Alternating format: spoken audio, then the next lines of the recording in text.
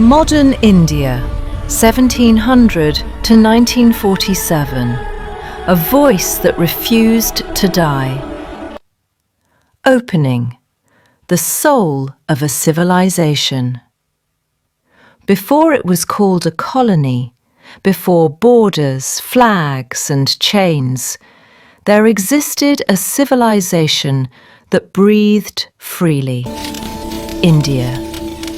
A land where villages fed themselves, where cotton clothed the world, where steel was forged before Europe learned the art, and where knowledge travelled farther than armies. India was not silent. India was not weak. India was alive. But history changed, not with thunder, but with ships. Chapter 1.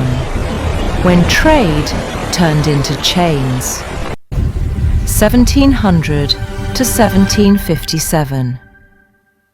They did not arrive as conquerors, they arrived as traders.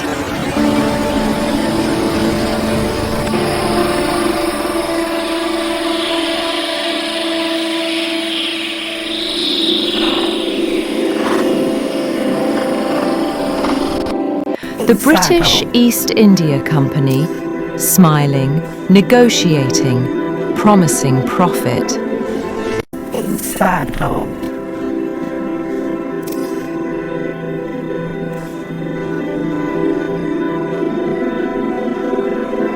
Warehouses became forts, ledgers became laws, and friendship slowly became control. In 1757, at Plassey, a battle lasted only hours, but its consequences lasted centuries. Not bravery, not justice, but betrayal decided India's fate. A company now ruled a nation. Chapter 2.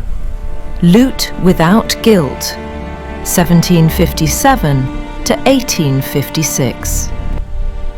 Taxes rose. Crops failed, not by nature, but by design. Farmers were forced to grow indigo instead of food. Weavers broke their own looms in despair. Wealth flowed out of India, and poverty flowed in. Famines killed millions, while grain was exported for profit. This was not misrule, this was economic exploitation.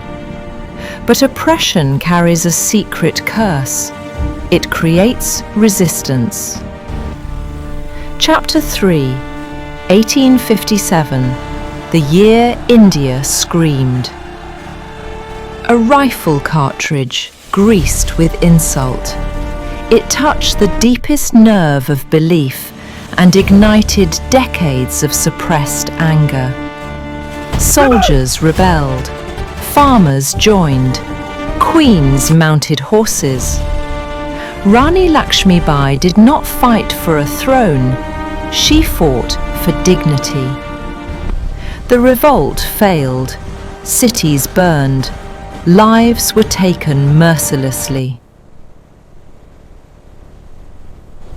But something irreversible happened. India had spoken. The British listened and trembled. Chapter 4. The Crown tightens its grip. The company was removed. The British Crown stepped in, more powerful, more ruthless, more organised. Railways were built, not for Indians, but to move resources faster.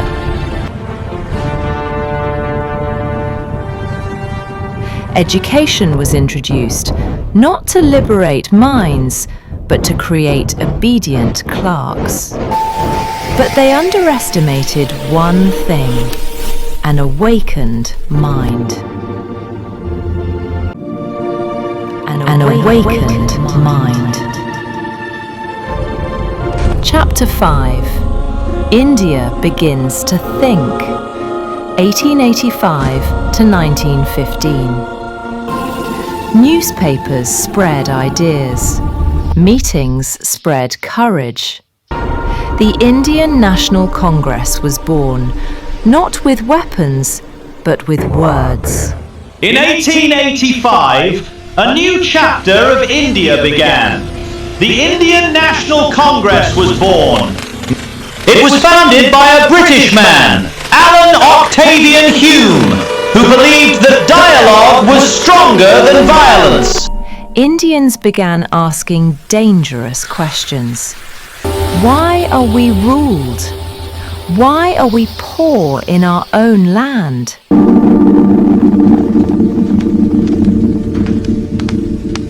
Then, a frail man returned home. Chapter 6. Gandhi and the Revolution of the Soul. Mohandas Karamchand Gandhi. No crown, no army, no anger. He turned truth into a weapon. Champaran showed peasants their strength. The Salt March showed the empire its weakness.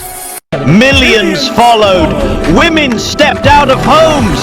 The poor stood tall. Fear slowly disappeared. Non-violence was not weakness.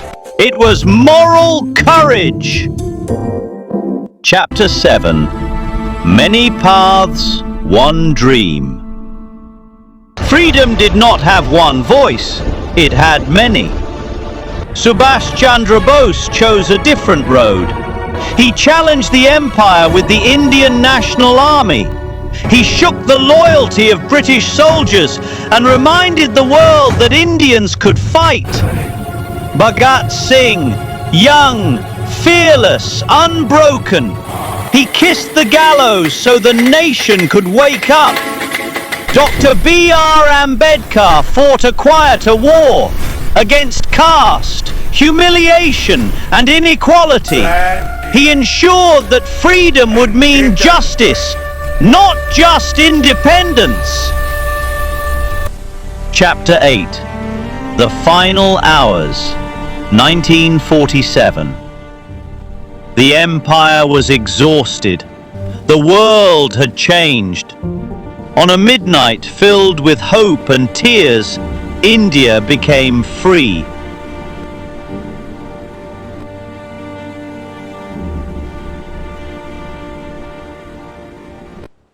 On a midnight filled with hope and tears, India became free. But freedom arrived wounded.